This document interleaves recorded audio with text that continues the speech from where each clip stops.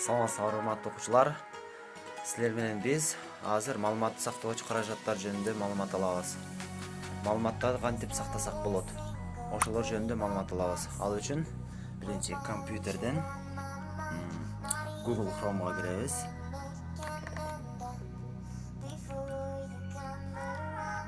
Маалыматтарды сактоочу каражаттар. Ал үчүн интернетке жазабыз, Google Disk деп жазабыз мынакей.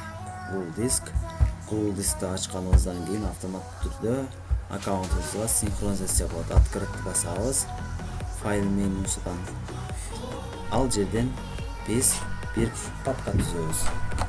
Папка түзгөндө новый папка создать. Папканы түзгөндө өзүбүз каалаган атты берсек болот. Мисалы 5-класстар 5-класс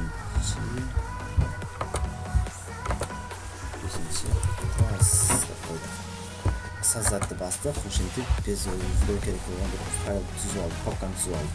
Эми бул жерге ичин ачып, маалымат жүктөшүп болсо, мышканын оң жагын басып, загрузка файлов деген басабыз. Ал жерден өзүбүзгө керектүү болгон документти табабыздан ачып, загрузка открыть басабыз. Открыть баскандан кийин биздин маалымат мындай загрузка файла завершить деп жазышат. Эми бул жерден өзүбүзгө керектүү болгон маалыматты документтен папкасынан доступ бериш керек болот болсо, ал файлды көрөбүз. 5-класс. Мышканын оң жагын басып, открыть доступ деген басабыз. Себеби ссылка таратсам, силер каалаганыңар кирип, менин документтеримди окусаңар болот. Копировать ссылка таратсам болот. Ал эми экинчиси электронный почтамга жазсам, силерге доступка открыть доступ байкап барат, ссылка барат. Ссылканы ачсаңар, ошол менин документтерим ачылган жүк болот. Ошентип таратсак болот. Кирген адам мынтип кирип кете берет.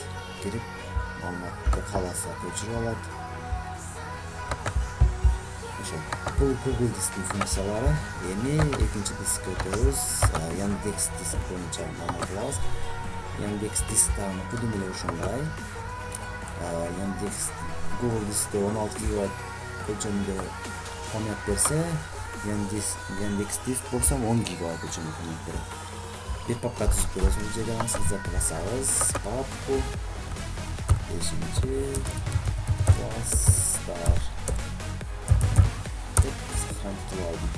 Бул жерге ачабыз. Мышканын оң жагын басып, новая папка басып, мышканын оң жагын басып, загрузка файла деген басып, биздин маалыматыбызды мындай скачать басып алабыз. Загрузканы басып алабыз. Маалыматыбыз мындай загрузка болуп бүтөт. Толук бүткөндөн кийин жабабыз.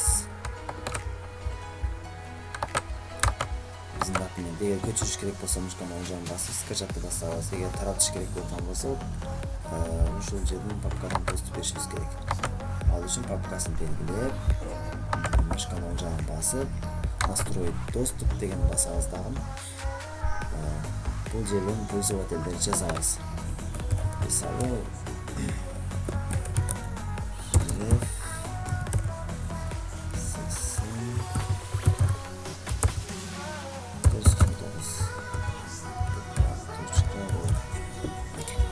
ушул электронный почтанын админине SMS барат. Полный доступ, только просмотр. Только просмотрду басатан болсок, жөн эле ачып окуйт. Полный доступ болсо көчүрүп алат, же болбосо матын өзгөртүп койгонго мүмкүнчүлүк болот. Пригласты бассак, ал адамга SMS барат. Андан кийин түзүлүш. Mail disk. Mail diskке киргенден кийин бул жерде ачабыз. Ал автоматтык түрдө электронный почтабыз менен синхронизация болуп турат. Эми бизде Mail disk аз көлөмдөгү памятты берет. Доступка 8 гигабайт өлчөмүндө память берет бизге.